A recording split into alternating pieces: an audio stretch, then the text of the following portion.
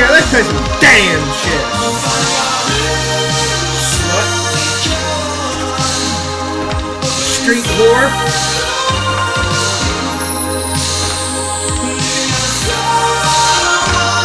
You snap that stuff.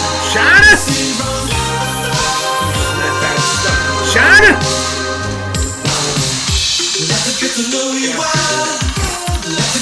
Suck my dick. You suck my slut. Suck my slut. You suck my dick. You suck my dick. You suck my dick. You suck my dick. You suck my dick.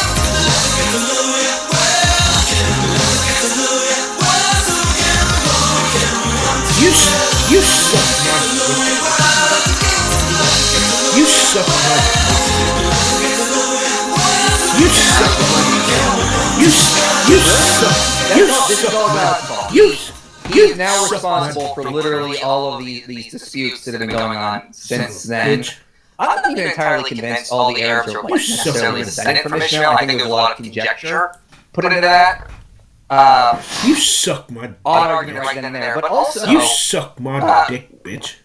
You what's the problem here? We see in like the very next patriarch, the sons of Isaac, are literally fighting with each other and trying to kill each other. Yeah. Like, maybe God actually, given his knowledge of the future here, knows what he's doing. I gotta split these boys up because they're gonna kill each other.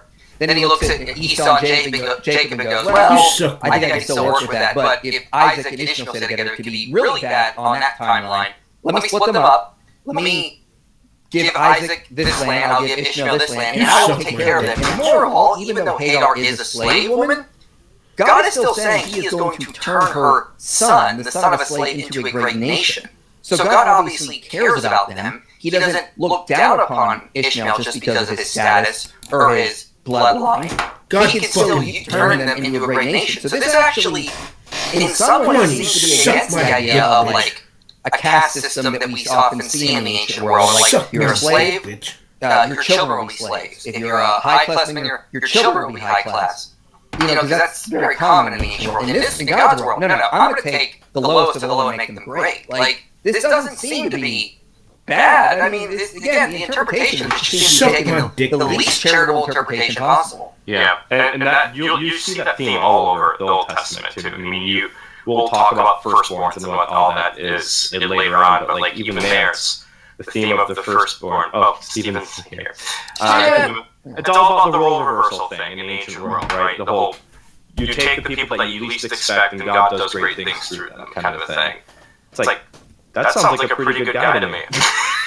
Yeah, and Tom Holland, for example, notes that like the Bible has inspired so many anti-slave movements and abolitionist movements because of stories like this, or the story of the Exodus. The slaves get their own property, their own land, they get elevated up, Ishmael gets elevated up. I mean, this is stuff Tom Holland has talked about a lot. So, I mean, yeah, we gotta try to be charitable here, and I just don't see it. Yeah.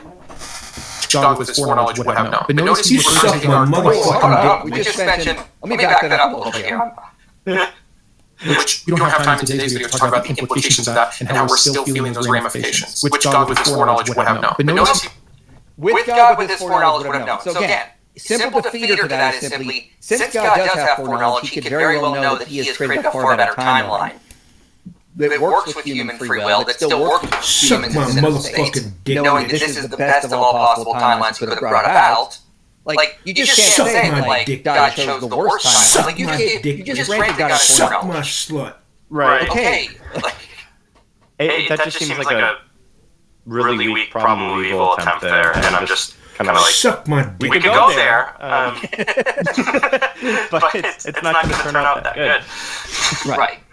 this he refers to Hagar twice in this verse, as the slave woman and then the slave. He uses Sarah's name, but he does not use Hagar's name, as if the status of women wasn't already low enough. If you're a slave woman, we're not even going to name you. And the only reason that anything is being done to consider if we should take care of them or not is because, well, Ishmael is also still a son of Abraham, and that son carries weight, even if he's not the correct son, Isaac. And they're exiled, they're wandering through the desert, and they almost die of dehydration, and an angel comes to protect them, because again, Ishmael is still needed and has importance as a son of Abraham. But this exiling is a huge deal that God prescribed, not that the Bible describes. And again, in this story, looking at it at a greater length, we understand God's allowance of the situation, the slave woman, the rape, let's call it what it is, of her, using her body to do something that Sarah can't, and then the immediate disposal of her when she no longer serves the purpose except to keep Ishmael alive, but not as important as Isaac. So much for caring about family values, so much for not endorsing polygamy, so much for not endorsing rape, so much for, well, if a slave runs away, let him go. No, God sends an angel to retrieve them. And IP should understand this, that there is context that would allow us to understand what this God condemns and what he condones. And all of these horrific things that I just listed are either 100% obviously prescribed by this God, or they are allowed or condoned or working within the order that he already gave. Oh, quick sec. Okay, so quick,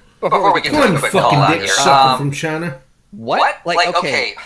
Yeah, context is important. Come on, you Let's dick actually sucker. talk about the context. Now Context fucking again believe is that whore right here. there was strife happening between Isaac and Ishmael, Sarah and Hagar.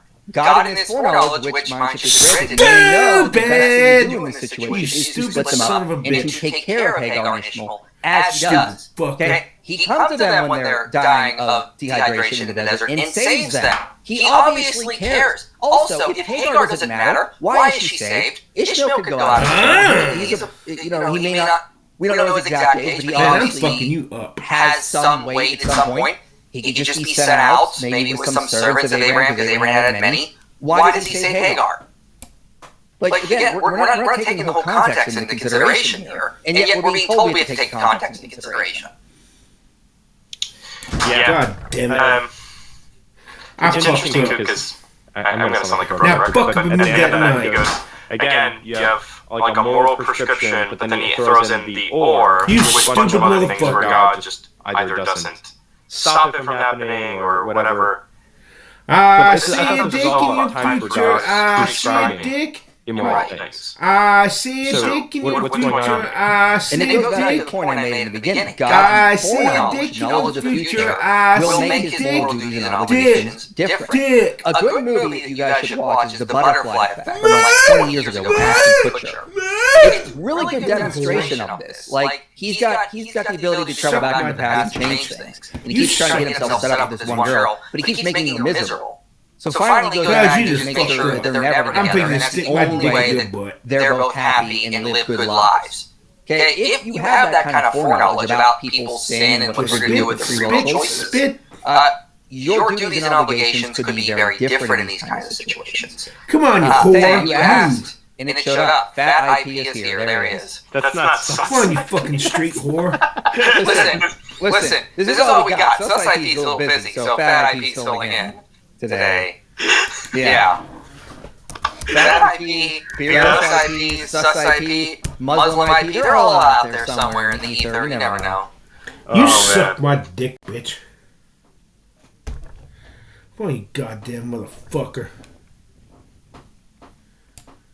You goddamn son of a goddamn bitch. God fucking damn it. Move. Okay, I'll put your goddamn black ass for stolen, even if you are white. You goddamn fudgesicle. Whoops. You suck my dick, bitch. Uh-oh!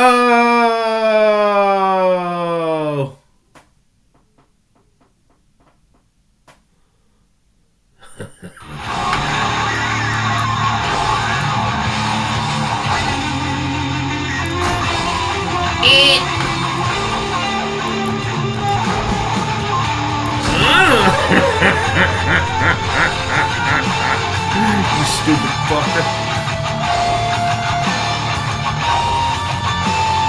In a way, I just eared your rook. In a way, I just eared your rook.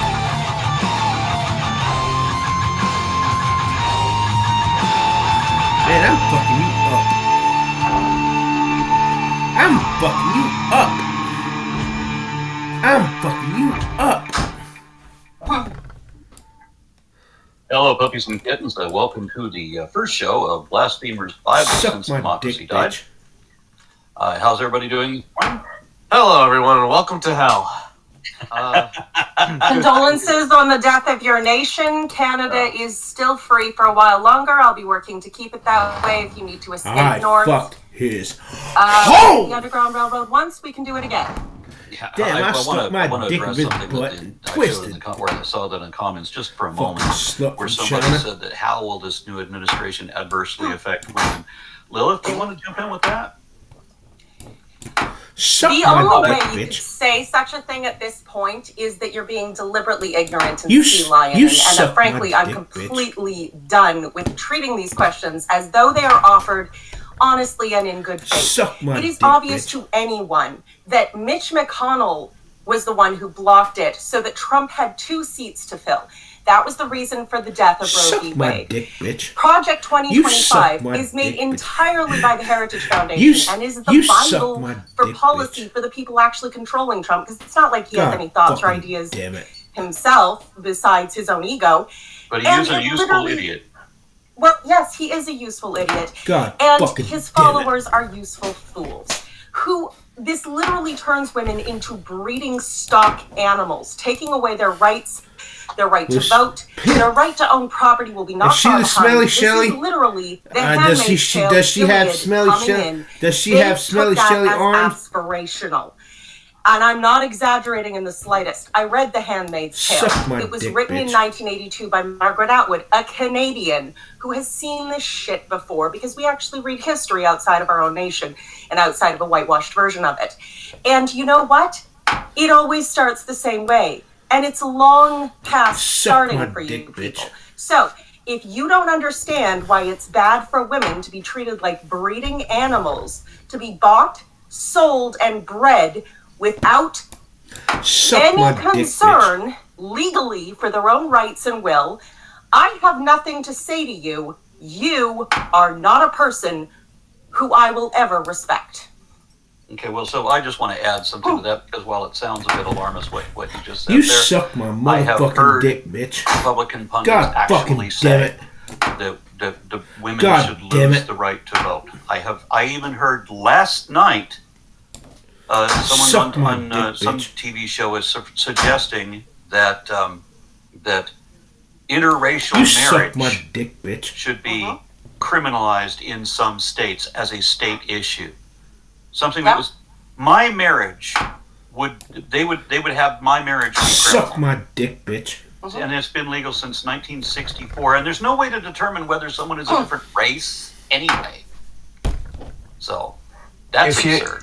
Arn, I don't know if you know, but so in the Trump Bible, there's a part of the Constitution, I think, and the Bill of Rights. Upwards from 11, the Bill of Rights is missing, which includes women's right to vote. It also includes that slavery part. Come on, you dick Yep. sucker Which is- from China. Yeah, Well, I mean- pedants will correct you that the Bill of Rights only includes the first 10 of our rights that are in the Constitution. So the Bill of Rights is just the first 10. But you're right that when the list continues, except normally would continue, except that it stops at 11 and picks up again at I think 20, something like that. I can't remember where it picks up again, but yeah, and there's a blatant omission there. Yeah. Suck my And motherfucking the dick, thing is, bitch. people have been too comfortable for too long thinking, oh, it's not really that bad. They're not really that bad. Read Project 2025. It's that bad. Nick It's Fuentes' that bad. response is worse Suck than my you think. Whatever you're motherfucking dick, thinking, the bitch. most alarmist version you can contrive, it's way worse than that. And Nick Fuentes, a right-wing fucking talking head, his response to Trump's election was your body, my choice. And if he wants to say that to me, Oh, well- fuck this shit. we'll enjoy a good Uno reverse on that. People have responded to that particular tweet on Twitter, and it's not well. I like it, but it's not good for him. Yeah. Oh no. So just to get back on track, Suck my dick, bitch. yeah, if you we're doing Blasphemers Bible while we still can, because pretty soon blaspheme will be a crime again. And just so you know, if I ever have the chance to actually teach biblical stuff at a university or something, I will make sure. I can't make sure. that they come out atheist. You but I stupid will motherfucker. bring up all the best points. Stupid! Just kind of steer it in that direction. You stupid You know, bitch. you're not starved for choice. Right, yeah. Stupid When I took a fucker. historical geology class in college, they were How in two the hell teachers can you for be that so class. They were both goddamn Christian, stupid? and they told us so on the first day. You We are both fucker. Christians, but there's something we have to explain to you. If today on this first day of class you still believe in Noah's Ark and the global flood, by the end of this week you won't. That's the thing. That part of me, it's like, oh, it's horrible that they're trying to put Bibles in my schools, dick, but bitch. then another side of me is like, all right, let's bring it on. Let's talk about these things right Yeah, here. well, let's talk about it. You want to talk Yeah. about it? Let's talk about it. Yeah. Yep. So there's that. You that suck my for me as dick, well. bitch. I mean, But it's Christians just get crazy that they've even put it into like other subject like curriculums. It's fucking insane. Now and I want fuck to up and point out take the that work bishop. that Arn has been doing for Now decades put your on goddamn this, black because ass in check. a lot of people were like, why is this thing about evolution so important? Suck You know, my most kids dick, are not bitch. going to use it in their real life. Why are you so angry and antagonistic towards the erasure of this? Bitch, And we're suck my seeing the dick, fruit of bitch. it now. The idea that science is a conspiracy to undermine my precious faith, that I should be able to get all the benefits that science provides from its actual discoveries that are Bitch, suck based my in dick, reality, bitch. but should be able to despise and discount anything that science discovers that makes me uncomfortable. And then we Suck see my the fruit of it now, motherfucking dick, not bitch. just in Christian circles and the anti-vax movement, but with flat earth conspiracies and the idea that everything is a conspiracy gaining more and more traction because you've undermined the capacity Suck to my actually motherfucking dick, bitch. understand science and prioritized the obligation Suck my to dick, believe bitch. stupid shit out of fear. Yeah. Cause I see a dick in your what we fucking have future, proven bitch. with this recent election is that the American Suck my education dick, system bitch. has failed us. That we need to rethink the whole thing. Well, it How we're was teaching it, things. I it was made his effective by design. hole. It's been a decades You long see the plan. tip of to my make the education uncircumcised dick system not hanging out work of at his all, fucking because mouth? they don't want an education. And Project Same dick and 2025 going up his promises butt. that there won't be one. Wiggling There his is not way going to be a up his, through Department his of fucking Education esophagus, anymore. coming out of his fucking There mouth, is puking going and to be cum. private Watch Christian puking schools cum. and whatever Both my dick schools in you his want to mouth. pay Cause all for, that cum, but there's my not going dick to be any puking free in his education. gut. Your students aren't going to get a lesson in evolution unless they go to my channel. Basically, is what I'm saying. So there's a double, there's that- a double puking that's of assuming cum my channel going stays on. up. That motherfucker. Because there's Stupid an awful lot of talk fucking about bitch. retributions Stupid about the fucking enemies cunt. of the Christian right. Shit. So, in you know, light of that, Arn, cunt. in light of that, J.D. Vance Shit. has said that the U.S. could drop support for NATO if Europe tries to regulate Elon Musk's platform. So, Suck my dick, bitch. well, they're already dropping support for NATO because Donald Trump has a plan to end the Ukraine war by letting Suck my Ukraine dick, lose. yeah. He wants Russia to win that war. You And suck the my Gaza thing? motherfucking slut. He wants Netanyahu to finish the job of genocide. So, and that's just the beginning. There's a lot of people who are going to suffer and die because of Yes. Donald Trump. I want to That's say just tough fucking shit, we bitch. understand that you're not Shit responsible happens for and it. people You made it fucking clear die every several day. times What that the fuck Netanyahu does is- it matter? Well, yeah. Yeah, I don't Suck like my it, cunt. but I don't want to really talk about it. I'm- It's No, but- it's Man, this is complicated, boring as and- shit. And I'm saying this for this perspective Get on, that get on with the goddamn video. You goddamn son of a goddamn bitch. Shit. We all understood. Hi, I'm Aaron Raw. Bye, Well, I'm Chris the Petty. topic Son of a was, bitch. is there a problem You with suck my atheism? motherfucking dick, And, bitch. in church today they said we should, have compassion. We should care for people that are walking in error. You stupid motherfucker. And so here I am, with an opportunity to do something like that. So, my background is I was pretty much You stupid an motherfucker. anti-Christian for 34 years. I mean, give and take, give and take. And then recently, in the last 2 years, have become a believer. Suck my dick. And it's been like night and day. It has been like death to life. And suck my dick, bitch. So if somebody's out there and they don't have any, suck my motherfucking if their perspective is leading them into darkness, then I just wanted to throw out there that Jesus does provide a perspective that leads to light, leads to life. And maybe that will be something, maybe that will be you. Maybe that's for you. Well, let me make sure I understand, Kelvin. So you've called to tell us about the error of our ways and help bring us and help rescue us and bring us back to God. Is that what I'm hearing? Yes. Yes. So atheism suck my is motherfucking a belief, dick, bitch. Right? Kiss that goddamn a lot of times atheists will take comfort in saying that they don't believe anything. They don't worship anyone. They don't have a God. But that's not really an option for any of us. That's one of the things that's one of the first dominoes that fell for me. Hang on. Your premise is incorrect. We don't believe anything is an incorrect premise. It's an incorrect statement. If we don't believe in gods, we still may hold our values and believe in a lot of different things, whether it's love or I believe in anything. I mean God. Yeah. I mean worship is God. All right. So when I realized that we do have to worship, we do have to.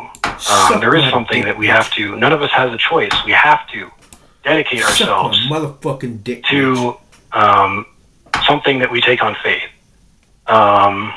And we have to answer. We have to answer. Look, I'm just going to stop you right here. Hey, go ahead. But you're talking to two people who probably know the Bible better than most Christians. We spent decades neck deep, eyeball deep in the faith. We have heard what you are saying so many times we could probably recite it back to you. We have all sinned and gone astray, and Jesus loves us all, and for God so loved the world. And, I just think to myself, it is pretty presumptuous for you to call and tell us, hey, you, Seth and Paul, you're living wrong. I am here, a rescuer, to show you the way. And then essentially quote scripture to us. Yeah, we know that scriptures, we know what the religion is. We know what Christianity says, and we have you don't know it. You don't. There's something about it that you don't believe. You believe in a lie. There is a lie that both of you believe, and that is why you are where you are. What's that lie? What's the lie that we believe? You believe that there's something more powerful than God. You believe in another God other than the one laid out in Scripture. No, we don't. Where have I ever made that declaration? Where's Paul on record that there's something more powerful than God? Where do you get that information? Well, if you believe in the God of the Bible, then you are afraid of him. And you guys don't show that fear. That's not my question. That's not my question. What do we believe in that's more powerful than God? And where did you get the information? The information comes from the Bible, right? So we all, the number one sin, right, is idolatry, worshiping something other than the God of the Bible. Kelvin, you're reading the Bible to us again. What I'm asking you, and I'm going to have all I can do over in just a second. You're telling us what we believe. How presumptuous is that? Right? You don't know what I do and do not believe in. All you know is that you don't believe in God, right? I don't believe in any God, and I reject outright the idea of the Christian God because that God fails scientifically, historically, and morally. So quoting the book of your God to me carries no weight. So those are the lies weight. you believe. Those three things are the lies you believe. These are empty calories that you are trying to feed us. And I simply say, this is not a conversation that's going to bring you any traction. Paul, did you want to jump in? I see you vibrating over there. Did you have anything? No. I am only merely excited to be witnessing you in your master space. That's all you're seeing. Kelvin, go. I heard somebody say once that proselytization is objectification. It was Dr. Chrissy Stroop who said it. You have objectified us. You have decided that we are a project, right? And so you are essentially colonizing Yes, you are a us project. Yeah, what I'm doing now is into the planting faith. seeds. I'm not necessarily trying to convert you now, but the seeds are going there. Okay. So you see us as, I don't know, do you believe in a literal hell? You think we're going to cook in Hades forever, according to the New Testament? It's up to God, what your future is. But yes, that is the future of people that he does not extend his mercy towards. It is eternal torment. Depart from me, you who are cursed, into a lake of everlasting fire and damnation. That's Paul and me. We're going to cook. We are literally on the barbecue when the day comes. And so will I. If I don't stick to the faith, that's going to be me as well. Well, if you said the salvation prayer, you're covered. No, that's not what I believe. That's not what every Christian believes. Well, that's what the Bible says, right? If you Bible confess does with your talk mouth that about- Jesus is Lord and believe in your heart that God raised him from the dead, you will be saved. Right. So I think that a lot of things there are people that have problems with Christianity because, the people close to them have believed in maybe some lies, right? And I think one of those lies is this sort of like believing in a sinner's prayer that saves you for the rest of your life, and then you can go do whatever you want, commit adultery. All right, fuck. And that's not So what's it's taught, salvation right? through works, not faith. Is that right? I know faith It's without faith- works is it's- dead, which is a weird No, what I verse. do with faith and works are not something that should be separated. It's a false separation.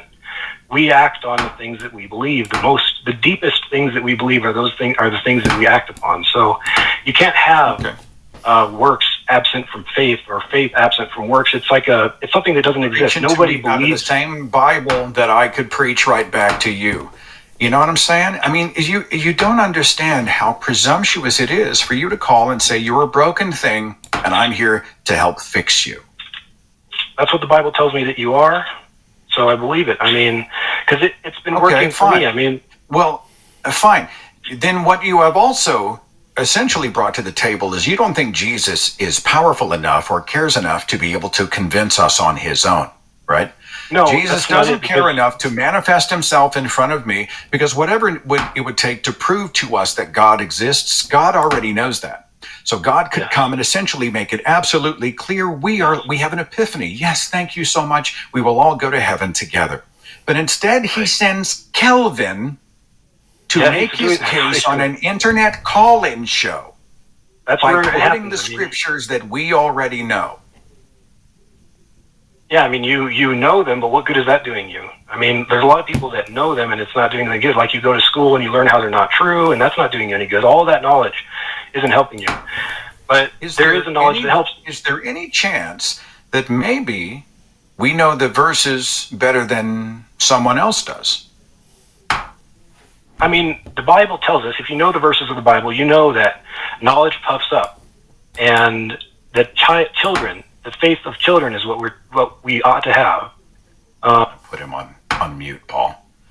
I'm sorry. Be ye as little children, right? Belief over knowledge. What is it Christopher Hitchens said? It's called faith because it's not knowledge. It's an entire culture that tells us to distrust our own mind. Who has known the mind of God? This is cult speak, right? You surrender your own mind and take on group think, or the thoughts, the opinions, the values, the identity, the goals of the group leader. And I just don't think knowledge is the enemy of truth in this way. I will hand it off to you, Paul. Talk to me. What do you think? I mean, obviously, I'm completely with you. These are not words. He's not uttering any words that you and I haven't heard. I am curious as to. Now, fuck it seems to me that Calvin's strategy should not be to try to tell us the new words.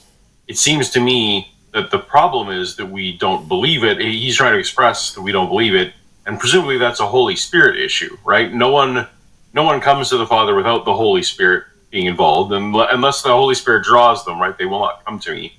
I think Calvin may have had more success in merely praying that the Holy Spirit would convince us. I think that that's what Calvin would agree is the gap here. I'm also a little bit disturbed by, I assume that Calvin agrees that we already believe in this God and are suppressing the truth and unrighteousness, that, Seth, you and I are unaware of our own thoughts. We are having thoughts that we're not aware of. And philosophically, the only thing we can be certain of is the content of our own thoughts. We can't know whether they're correct, but we can know the content of them. So if I'm sitting here and you're telling me that I already do believe in God, I'm just suppressing the truth, and I search myself, and I don't find that thought in there, then am I to believe Calvin's book, or am I to believe my own thoughts? The only thing I can be sure of is my own thoughts. I can't be sure of Calvin's book. And now Calvin, I'm curious you wanna as to weigh in? why Calvin... Go ahead, Calvin. So you're right. You're right about like the path that I was taking, and as far as the Holy Spirit being involved, and what I can do is pray for you guys, and then it's up to God, because I do believe that His sheep hear Him, and that who He gives to the Son will be saved, and whoever comes to the Son will be saved, and that is the sovereignty of God. So the people that don't make it, they're held accountable for their sins, but it is a complicated issue. That's why we have Calvinism and all of this other debate. So can we try a new tack? I just want to see if I'm curious, because I'm just curious. You said you went from a non-believer to a believer. Yes. What is that thing? What is the thing that for you, Calvin, that you said, I don't believe any of this, but now I'm in? What was the straw that broke the camel's back for you? Well, for me, I was, I was one of the foolish things of the world. And, I had tried a lot of things that didn't work, and I was looking for a great person, just a great man, not a deity or anything like that. I just wanted somebody to be a role model that I could follow as a role model. So I started looking at, there's a book about great men throughout history and heroes throughout history. And it talked about different heroes, and then Jesus was in there a little bit. So I was curious about Jesus, and I knew a decent amount, but for some reason, this time when I picked up the New Testament and started reading it, it really I never stopped. And Jesus was that man, and then He became more than that to me. He became my God. But it happened gradually. It wasn't like it wasn't a flash of light. Yeah. So it was it sounds like it was a qualitative role model. Is it possible that if you had, does that mean that what he said was true? The fact that you have found that it can change your life, so there's chicken soup for the soul, or all kinds of different inspiring people. There's Tony Robbins. There's different people who have inspired people to change their lives. But we wouldn't say that fundamentally it's the truth. It's kind of what works for you. Well, so you gave us sort of this qualitative thing. I'll let you answer my question. Go for it. He starts out in Matthew. There's this Beatitudes. Blessed are they which do hunger and thirst after righteousness, for they shall be filled. That's a powerful statement. Okay, but that's not truth, right? That's not a reason to believe that God exists. And Jesus wasn't the first person to utter that kind of statement. Stupid! You stupid fucker. Well, I don't know who I was almost stupid enough to overlook that. Concentration. And he could his whore could have stuck his whore could have stuck his dick in his whore could have stuck his dick in my butt. His whore could have stuck her dick in my whore's butt. What made you think that Jesus said those could have words? Stuck his dick in my whore's what convinced you that those were accurate recordings of what Jesus said? His whore could have stuck her dick in my whore's butt. I really wasn't worried about that. Whoever said this stuff, it would have come out of my whore's fucking mouth. So, both my because dick the words are that good by themselves, they just stand on their own. And he said, from where his dick would have migrated up my right, my words will never pass away. Her dick would have migrated. And for me, that's a profound from where her statement dick would have migrated up my science, thermodynamics, everything. Come all the way. Well, you're aware that there's every holy book in existence has said something similar to that, right? Right. Yeah. Like the new heaven and the new earth. I think the Norse mythology has something like that as well. But they don't have Jesus. They don't have this level of insight. So Jesus literally tells you how to fix everything in your life. You whore. And then he's got the whole Bible to back him up. So you just told me that you like the utility of Christianity. Suck my yes, dick, the utility, bitch. yes. No, and not that Christianity is true. In fact, you kind of said you don't care if it's true.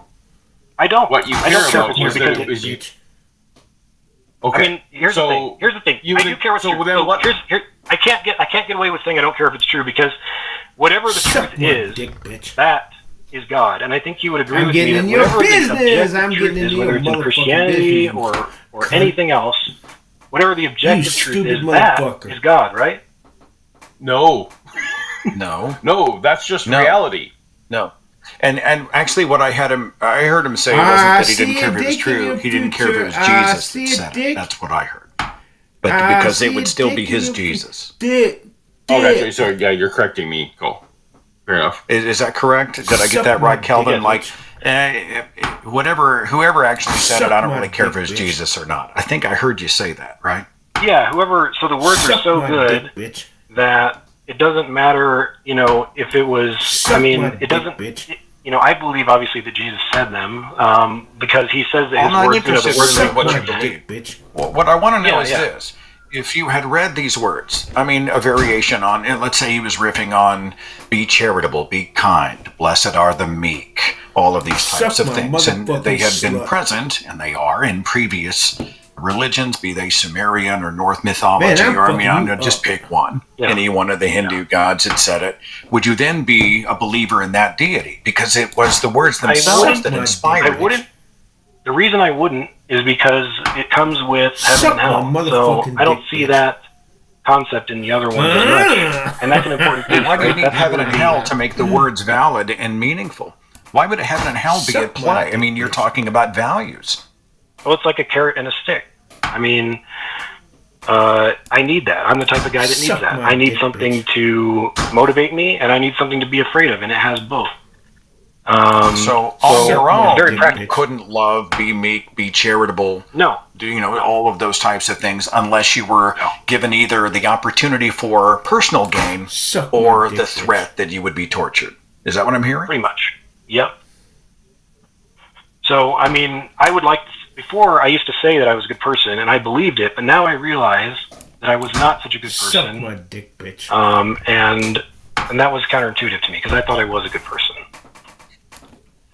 Well, if I may, I find much more satisfaction in good for goodness sake.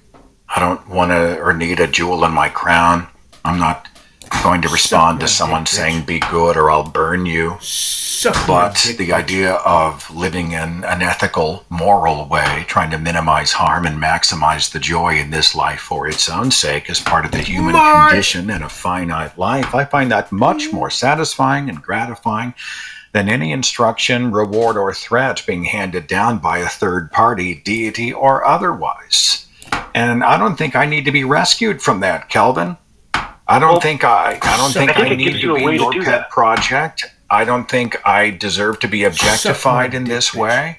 There's kind of an implied threat that if we don't do it your way, that we are going to go and be annihilated or tortured. That's a threat I just reject it on every face. I don't have to worry about that threat at the moment. But you guys don't have to worry about that. That is something that you have to sleep with. And eventually, when you're on your deathbed, that is something you're going to have to think about.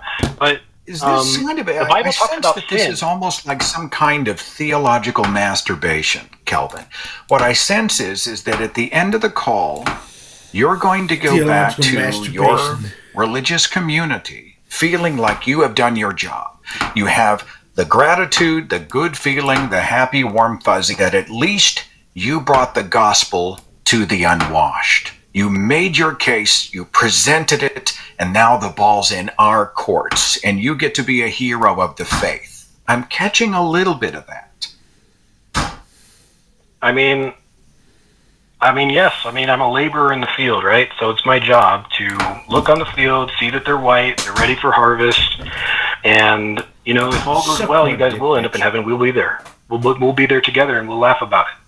But if all, it doesn't end well, I hate to think of it. But You know, the I'm nice done. thing about the Bible is I appreciate your call, but honestly, we have spent 20 minutes, and far too much of it is us sort of being preached at with the Bible we already know, and I'm guessing much of the audience already knows. I do appreciate your call. Paul, any final thoughts before I pull the plug on this? Keep praying for us, Kelvin. That's the only way. All right, take care. Thanks for calling. I feel a check in my spirit. I feel the conviction. Someone hold an altar call. We shall come for, like Paul, I was talking to Dan Barker, right? He was a pastor for decades, now co-president of the Freedom from Religion Foundation. And he says it like this, and I say it too. If I wasn't a true Christian, nobody was. I mean, I was all in. And so, Paul, if you weren't a true Christian, nobody was. So essentially what he is saying is, well, we're misrepresenting, we left because we got it wrong.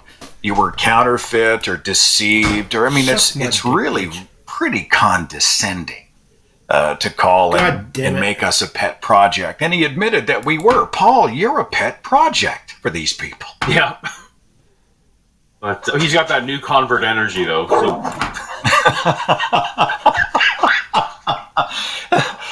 Was it a baby Christian? We used to call them baby Christians. Yeah, baby Christians. Yeah.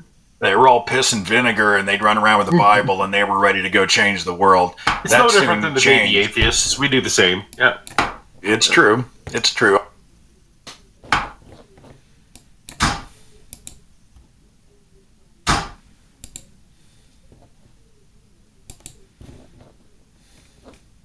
I'm going to try one more time for Theophilus. Theophilus in Italy. There he goes. Theophilus. There he is. How do you do? I'm here. So I'm doing all right. How are you guys? It's all right. What do you want to talk about? So I'm wondering. I'm going to be honest. I think you guys have a laughable basis for morality, and that's if you even had any. So please explain what that is.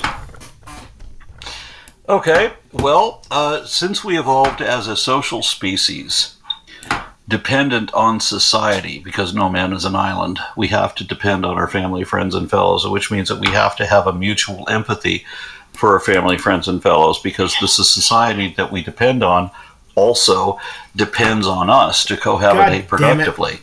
And so those people who can, over time, show that they will adhere to their word, that they are reliable, that they're trustable, that they actually care about other people, those people are going to be favored by that society in multiple ways. Whereas if you have dysfunctional mirror neurons or underdeveloped prefrontal lobes or whatever, if you're selfish or you don't have any, you're apathetic rather than empathetic, well then at some point you're going to be ostracized from that society, either by being banished, imprisoned, or killed. And so you are removed from the gene pool. Now, aberrations still come up all the time, but what we have over time is, over many generations, is that we have a certain celebration of the people that we can rely upon and that we can trust, the people that are good. And we've learned to eliminate the people who are only out for their own ends and who don't care about the feelings and pain and what they're doing to other people. And that is the basis of morality. Whereas I would say, the theist has no basis for morality at all. Yeah, that's interesting. So, are you familiar with world history? Of course. So, are you familiar with the two first atheist empires, the USSR and the CCP, were murderous dictatorships? Yes, I am aware of how Stalin, for example, ended up killing hundreds of millions of people, as I remember, simply by denying Darwinism. He gulagged Darwinian scientists. He refused to accept that genetics was real. He wanted to pretend that crops were communist. Yes, Lysenkoism. Lysenkoism. Yeah, exactly, Lysenkoism, Lamarckian Lysenkoism. So that was a horrible thing. It was a bit of ignorance. So yeah. So here's the thing. I think right now you are actually. Well, that's the thing is you're actually allied with them that, but you're moderate and you're now directly opposed, because I'm teaching Darwinian. I'm teaching genetics as real. I'm teaching Darwinian mechanisms, and I'm showing how Lamarckian beliefs were completely wrong. So I'm opposite of, not in line with. So are you educated in critical theory? On the idea that a theist has morality, as we discussed early in the show, many theists have told me that if it wasn't for their belief in God, that they would be out murdering and raping and vandalizing, and yet atheists don't do that. So when you look at the statistics for the least, or for the most secular, the most atheist countries in the world, you will notice that statistically there's also the lowest crime rate, specifically also relating to violence. China tends to be an exception on some of these, but for the most part, the happiest places to live are the most atheist countries, and the most theistic, the most religious countries are the most dangerous with the highest crime rates. And criminals who are more religious, the more religious they are, the more abusive they are, the more likely they are to support capital punishment and corporal punishment. The more likely they are to support the torture of prisoners and so forth. And for abusers, the more religious they are, then statistically the more and younger their virgin or their victims will be.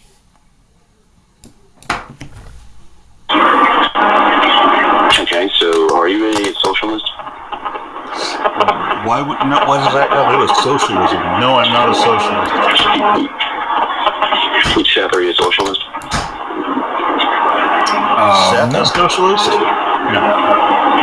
I have some Democratic socialist leanings here and there, but... Are you guys vegans? Are we what? Are you vegan? What's up with the... Are you using some kind of a processor, or is your voice simply like... are you filtering it through something? It sounds interesting to me. Yeah, it's showing up on the call-in studio, too. They keep changing color because it's like losing connection.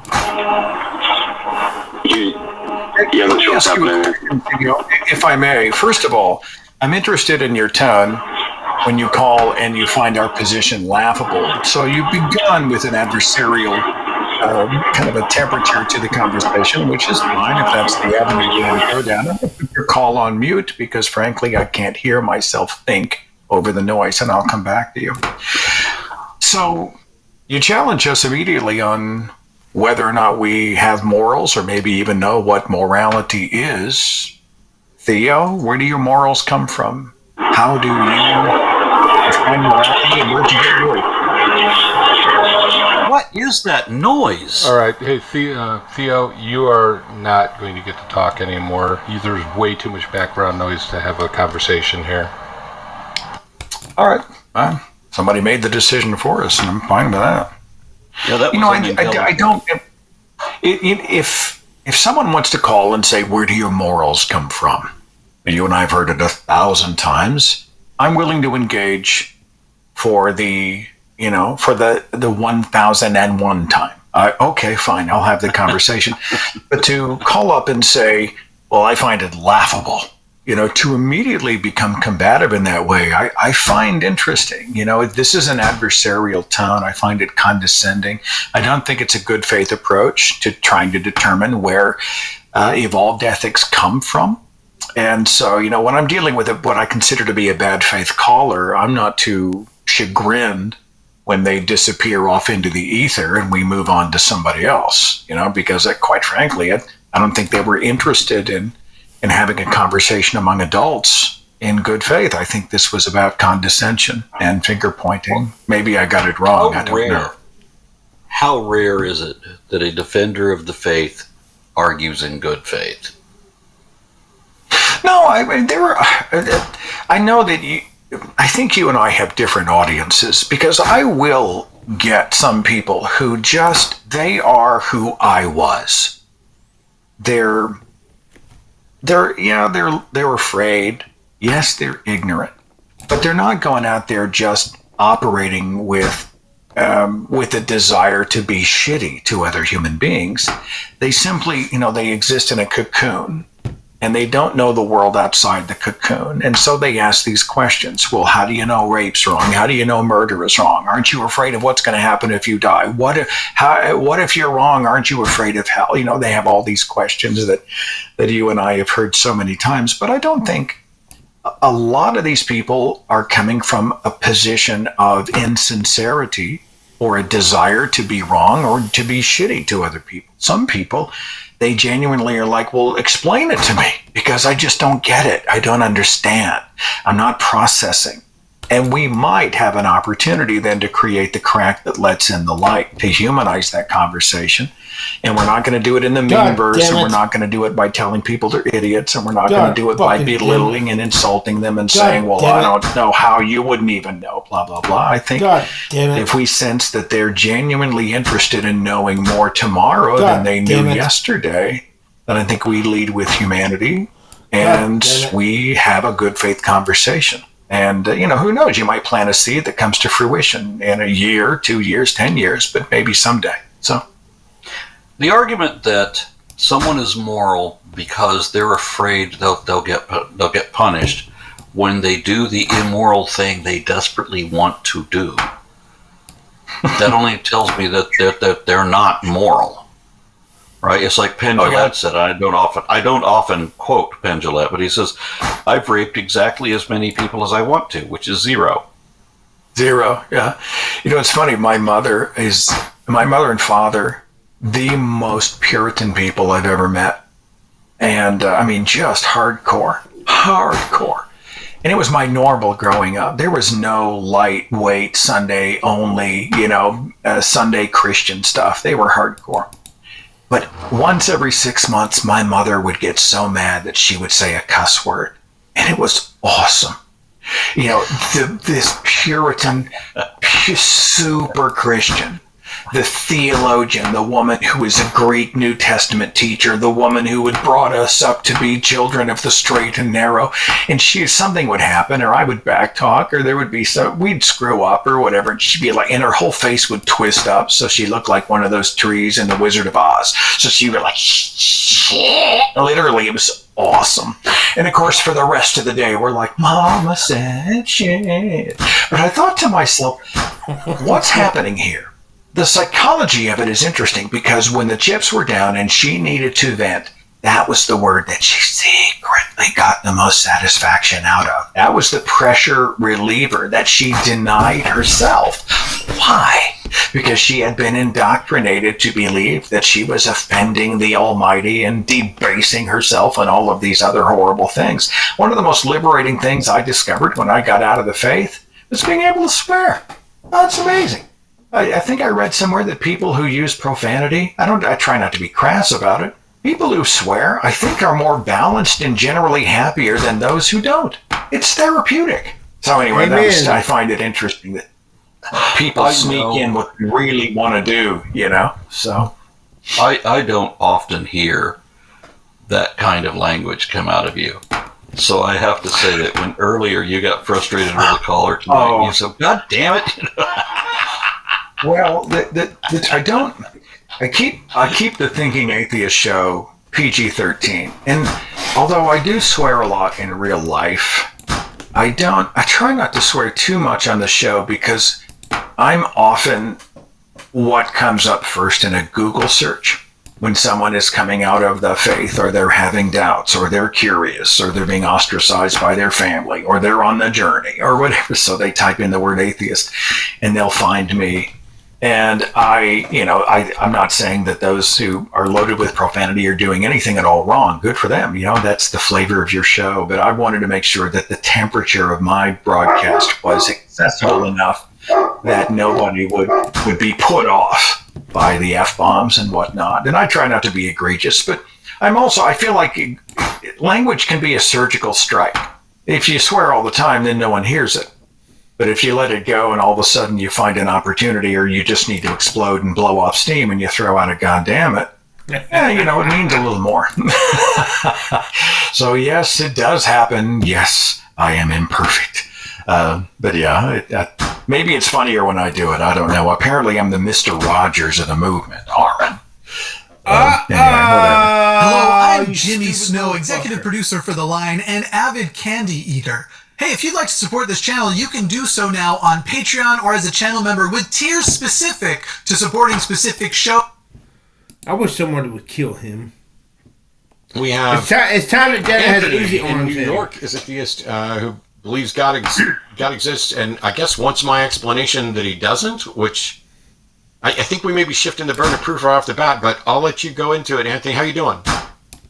Hi, Matt. Matt, it's weird. It's like you are a hero of mine, even though I disagree with you. I think you're brilliant. I really think you're a good guy, but I just think you're wrong. And I just want to tell you my experience. Right? I know all the arguments. You know, the universe coming from nothing. It's fine-tuned. How did life start? The probability of evolution. The resurrection of Jesus Christ. Fulfilled prophecies. I know all that, right? But I want to tell you my own personal experience. There was a 2 or 3 year period where God was showing me the supernatural. Now you would think, okay, that's just a claim. You're hallucinating. Maybe you should go, see a psychologist or whatever. But there are things that happen with these visions and these angels that were appearing that I had other people witnessing. The first time I've seen something, I was in the bedroom, right, and I just had a little fight with my wife. It just shows you how this is God's grace. And I'm about, we've got the covers on me, and all of a sudden this white ball of light appeared in the middle of the room, and there was a man in the center of it. That was the first time, right? And then after that I was seeing things like weekly, and then there was a time. All right, but can I finish this? I just wanted to say one more thing. Okay. Okay. Okay, now my son, this is when he was like, I don't know, maybe like 13 years old. He's a police officer now, but I was seeing balls of fire in my room, right? So I said, Anthony, come inside and pray with me. I feel the Holy Spirit. I didn't want to tell him I was seeing anything, because if this was a hallucination, I wanted to know. I wanted to know if I'm going crazy or if these things are real. So we're in the room, and I see a ball of fire, and I don't say nothing to him. And then as soon as the ball of fire appears and disappears, he says, "Dad, I saw a ball of fire." And I start questioning about it. Where was it? What color was it? And then he explained to me exactly what we both saw. We both saw it. I saw it with my wife at one time, and I saw it with my wife a couple times actually. And then my son, I saw it one time. Then I'm in the car, right? And I'm not even thinking about God enough. And I'm getting ready to turn on my car. I hear popping noises. And I look over to my right shoulder, and I see these gold particles appear and exploding like little fireworks. So, like, to me, I've seen the supernatural, so it's real, and that goes with my worldview of everything else with Bible predictions that came true. But if this is an hallucination, how are all of us seeing the same thing at the same time? Like the disciples, they saw the same thing at the same time. You're right. God damn it. Yes, I'm sorry. God damn it. Sure. So, I took all kinds of notes during that. You started by saying you just think I'm wrong. At some point, we might get back to that, so you can tell me what I'm actually wrong about. I don't know how I can be wrong. Damn it. God fucking damn it. On the God thing. But you say that God's been showing you the supernatural. How do you know that what you witnessed was supernatural?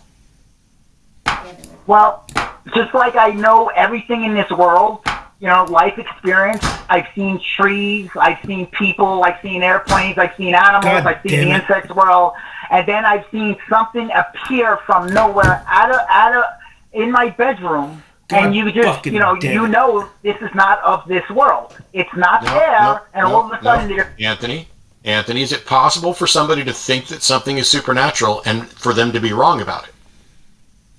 Okay, but do you have any other explanations? Because that's not what I'm worldview with Anthony. I listen to you. I'm asking specific questions. I'm going to get to your constant. Hey, do you have another explanation? I'll get to that in a minute. But the question is it possible for somebody to think that something they experienced was supernatural and for them to be wrong about it? Suck my dick. Yeah, I'm sure that happens all the time, like UFOs, and they don't. It's not a UFO. I got it. It's just a yes or no question. Second question. Dick bitch. How do you tell the difference between when they're right and when they're not right?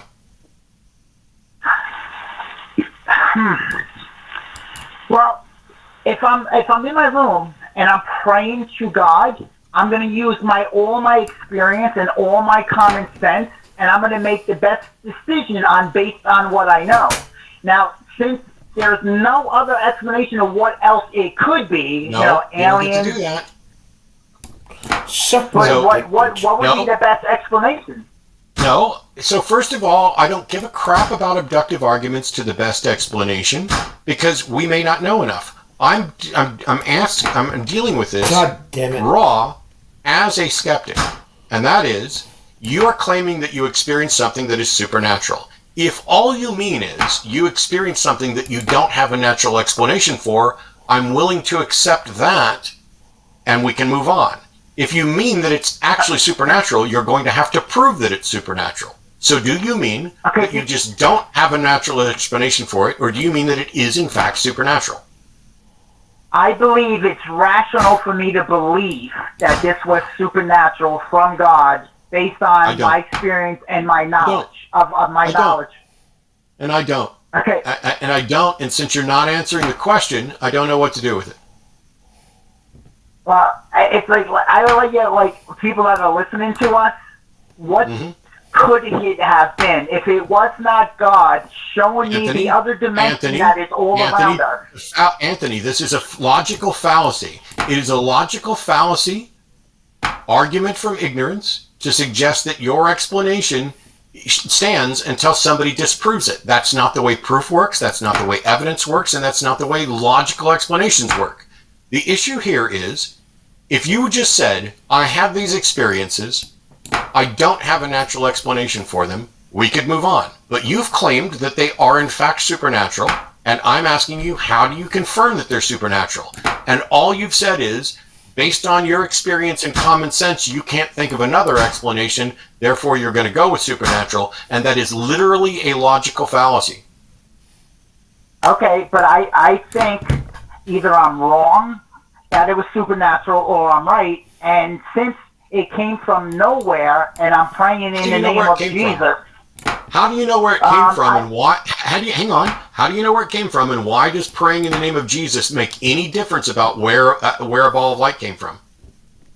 Because everything, like the universe too, came from something that is supernatural, right? There wasn't nature to make the universe. Sorry, Anthony, but I asked a specific question that gets to the foundation of empirical research and epistemology here, and your assertions that the universe required a supernatural starter is not only irrelevant completely to this part of the discussion, but it's also yet another assertion that you would need to back up.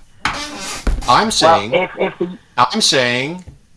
if you experience a ball of light, how do you know that it came from nothing, and how do you know the fact that you were praying to Jesus is relevant to that ball of light? Because it's like it goes, it follows, like two goes after one. Anthony, I hate to do this.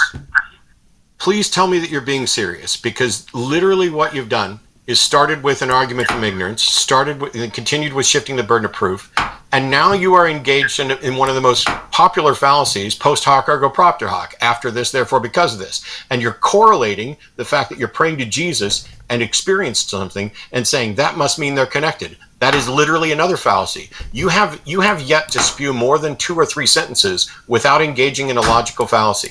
So let's pause for a second. Do you understand the problem of logical fallacies? That when you use a logical fallacy, it doesn't mean your conclusion is wrong. It just means we cannot know that it's correct. You understand that part? I cannot prove that this is supernatural, but if we had a jury... Okay, I'm going to mute you. I literally just asked you a question, an incredibly important question. God damn it. About your understanding of logical fallacies. God fucking You completely ignored that question and went on to talk about whether or not you can prove that it's supernatural. Set all of that aside and focus on the question that I'm going to ask you. Do you understand that a logically fallacious argument doesn't mean that your conclusion is false, but it means that we cannot be warranted in believing that the conclusion is true? Do you understand that that's what a fallacy means?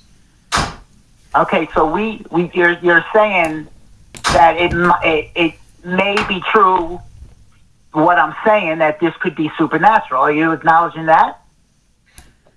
I don't know if it could be supernatural or not. I'm talking in the abstract. That's why I said set aside everything and listen to what I'm saying. I'm asking a specific question about your understanding of logical fallacies. And here's the fact, undeniable fact.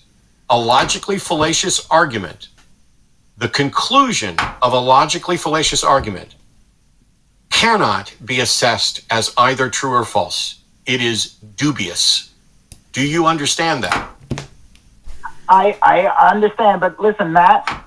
No. There's not a but. Listen. But Matt, you can't. There's not you a can't, but. like, Listen. put me in a There's battle. not a. There's not a but. Me, Anthony. Okay, I'm going to mute you again.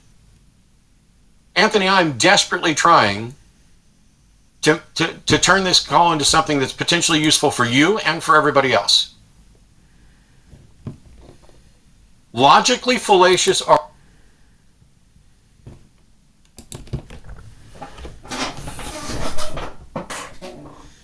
Okay, we have Anthony, pronounce him, he's from Virginia, he's a theist. And he maintains that purity culture advances women's rights, which I think is a fascinating take that I would like to investigate. So, Anthony, can you hear us? Are you there? Yeah, can you hear me?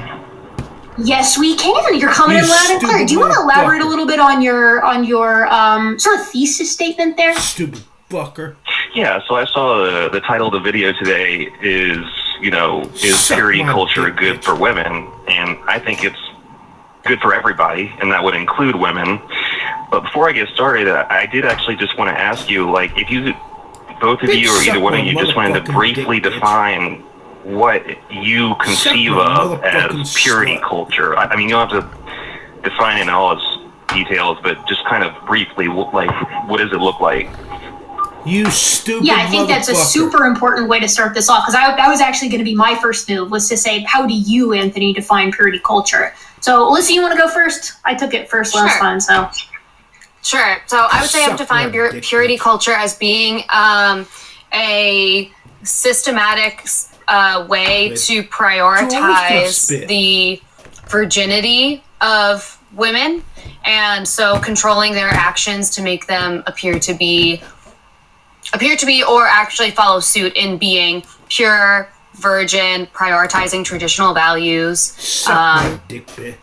I'm so bad at defining things like that, but that's off the top of my head what I would say. Eric, I feel like you're going to do a way better job.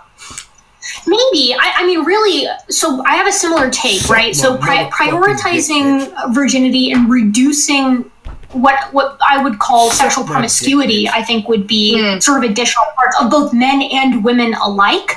But I would propose that from a purity culture standpoint, if we're looking at it from a sociological perspective, a lot of the roots of this stuff, even going back into ancient cultures, not just biblical cultures, but other ancient cultures, even the male promiscuity, being against male promiscuity, ultimately, I think, can be tied back to keeping women from sleeping around.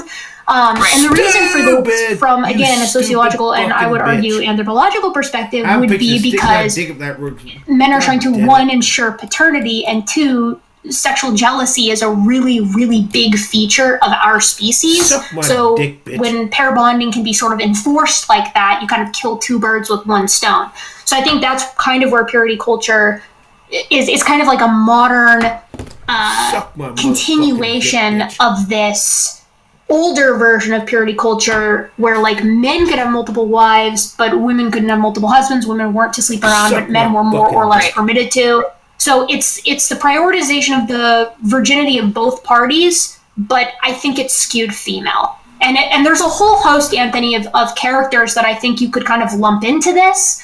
Okay, that's really good. Yeah, that's actually kind of, I mean, I don't agree with the whole idea that it's just men trying to oppress women, but the idea that it's about sexual restraint and trying to not necessarily maintain virginity all the way up to marriage, but if there is sexual interaction, it's in a relationship that's bordering on, you're going to get married and you're not having relations with multiple people at the same time, things like that.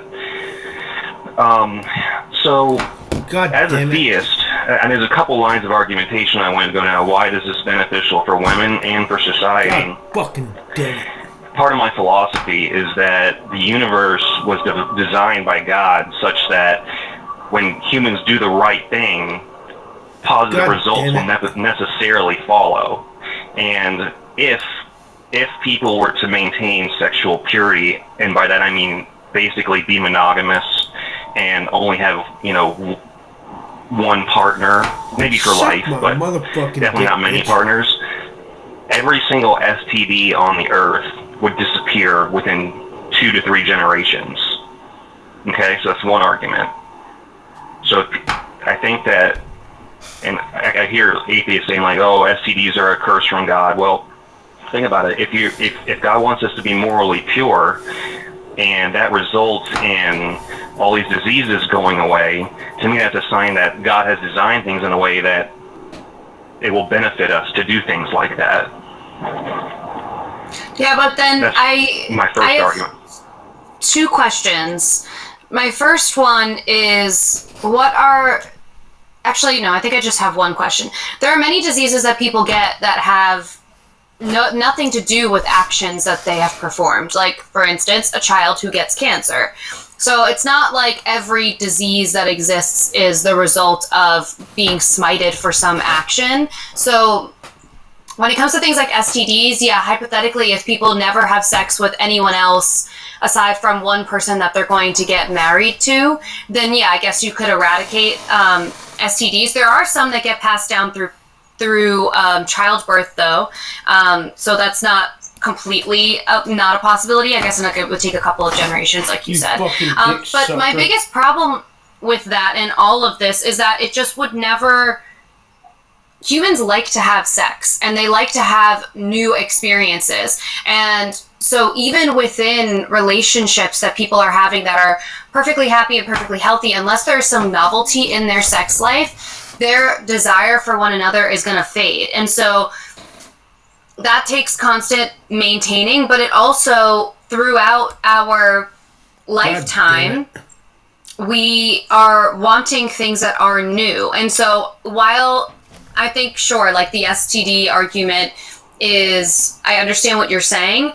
It feels similar to me as saying, like, well, if you get skin cancer from being in the sun, then you should just never, ever go outside, and that's the solution, and no one will ever get skin cancer again. It's kind of like, yeah, but there's also a lot of joy and happiness and part of the human experience and human connection that we gain from having sexual experiences with one another. And people who have sex before they're married are more likely to have relationships that don't result in a divorce. So if you're wanting long-lasting, happy relationships, you should have sex before you're married, and you are more likely to have happy, long-term relationships if you have sex with more than one partner. So I'd like to kind of tack on to this a little bit, right? In a couple of different ways. So I agree hypothetically with you, Anthony. If everybody was like totally monogamous, you would eradicate most, if not all, STDs. But I think that you're also going to create some new problems, sort of along the lines of what Alyssa was talking about, where it's like you end up having people who get together who aren't sexually compatible, and then they end up having quite a few issues, right, like relationship-wise, that causes them misery in other ways. And I think that that's, weirdly enough, almost longer term, in that it's going to plague that couple for the entirety they stay together, because we're presuming this is a perfect world where they're not going to split. Now I'm married. I intend on staying married to my husband for the rest of my life. I love him. He's my best friend, and I'm the type of person that it's never really been. I'm sheepish. I'm a sheepish person. It's never really been my vibe to have multiple partners, because it's just not how I'm wired, and some people are wired like that and some people aren't. The human variety is off the charts with regard to what we like and what we prefer romantically and sexually. So, there there's a lot of different ways to be a human, is kind of what I'm getting at here. So while I would argue that you're correct in that you could eliminate STDs, I think you're going to create those additional problems by not giving people the option, or at least discouraging the option for people to, and I wouldn't phrase it like, oh, people are like sleeping around like willy-nilly or whatever, but it's like to have these different experiences with different people and ensure that the people that they choose to settle down with are the people that they actually are compatible with romantically and sexually, as Alyssa said, to ensure that they're going to, or at least give them the best chance of staying together.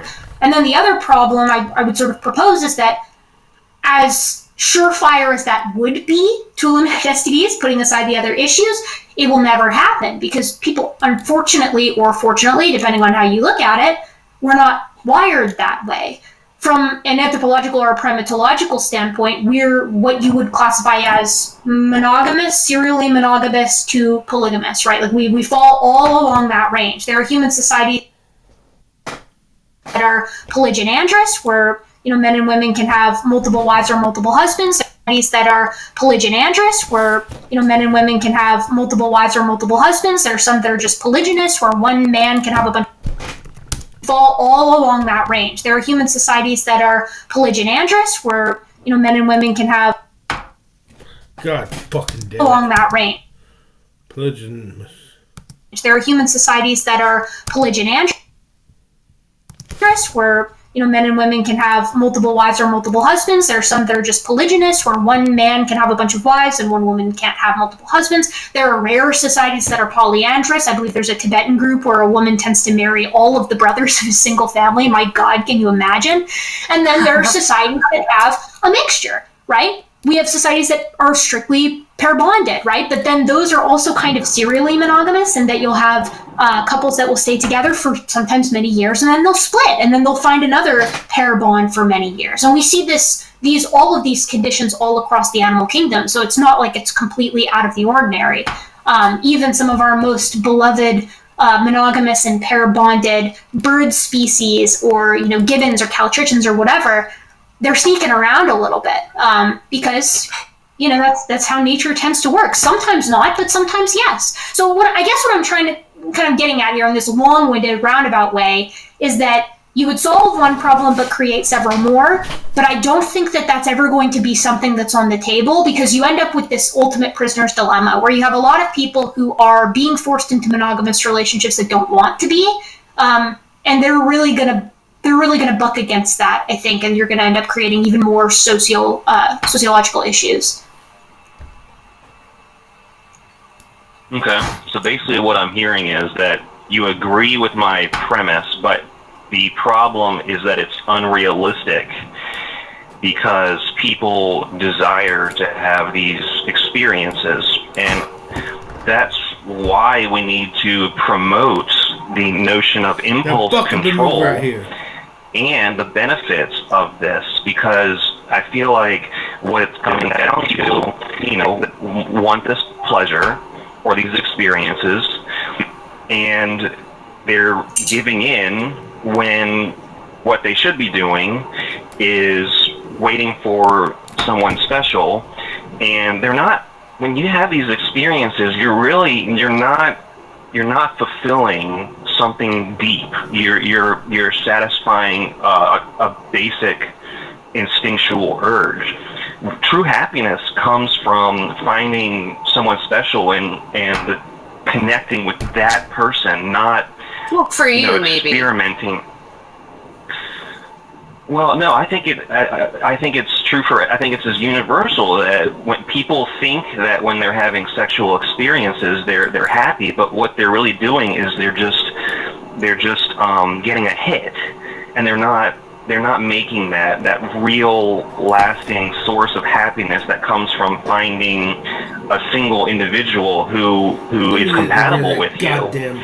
So can I ask? Go ahead. Can I ask briefly? Yeah, I want to ask a quick question. Do you think that sexual compatibility is important for a healthy relationship?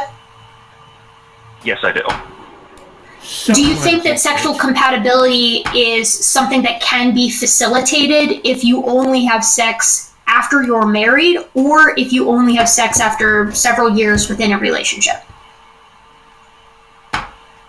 For me, I think that premarital sex is acceptable, but 99.9% of the time people do it, it's not for the right reason.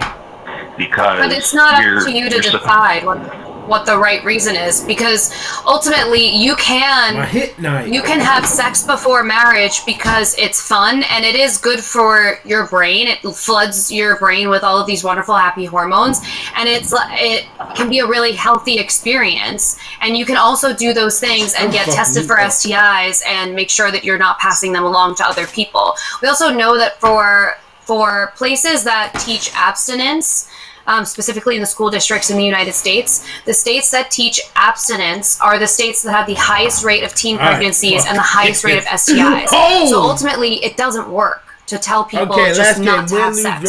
What works is to teach them how everything related to sex works, and then give them the opportunity to have their own informed decision. And so I think ultimately, like, this isn't really about the education portion, but ultimately by telling people that, or discouraging people from having the experiences that they want to have, I think you're going to get more pushback, and it's not going to work in your favor. Move, you whore. And we also have to remember that people have free will, and if that's something that they want to enjoy, then you should allow them to do that. It also helps them to be able to learn the things that they like about their own sexuality, so that when they find a partner that they want to have a more long-term relationship with, if that's something that they even want to do, because let's remember there's also people who are ethically non-monogamous and polyamorous, and there's a whole spectrum of sexuality and relationships that humans experience, like Erica was talking about earlier. If that's something that they want to do and have a monogamous relationship, now they're going into it and they have gained all of these tools of communication in the relationship aspect and and in their sexuality, so that they can use those tools that they gained from previous experiences and create this really long-lasting relationship moving forward. They benefit greatly from being able to do that.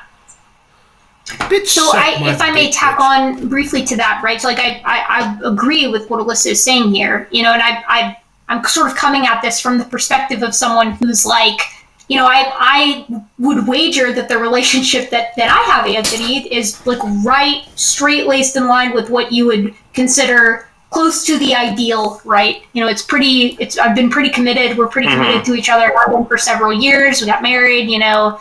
I've not had like a ton of experience with the people, so it's like that would be pretty in line. However, I can sit here and recognize a couple of things. One, what Alyssa says is completely correct. The variation of humans is quite broad. Two, that variation, when curbing has been attempted, even with very extreme punishments, still doesn't work. So when we've had societies that offer like the most intense corporal punishment for, you know, sleeping around, if you want to call it whatever, having multiple partners or whatever, it doesn't tend to work, and it tends to have people almost go harder, right? Because it's like you're telling them that this is something that they can't have. It doesn't tend to see much success. So while I disagree sort of on a conceptual level with you that this is the best course of action, I'm also pushing back on you from a perspective of practically, I don't see a single time that this has ever worked historically. And even when we think it works historically, it tends to be like I can't remember the exact species, but the songbird experiment, where we were like, this one species of songbird is the pinnacle of pair bonding.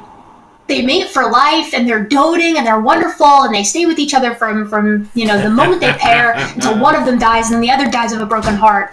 And then genetics came out, and we started doing genetics testing on the egg clutches that these little songbirds laid. And oh my goodness, everyone was sleeping around. Like, these songbirds were just like, they were really getting after it, and no one had any idea because they were socially monogamous, but they were still maintaining and kind of going behind one another's back.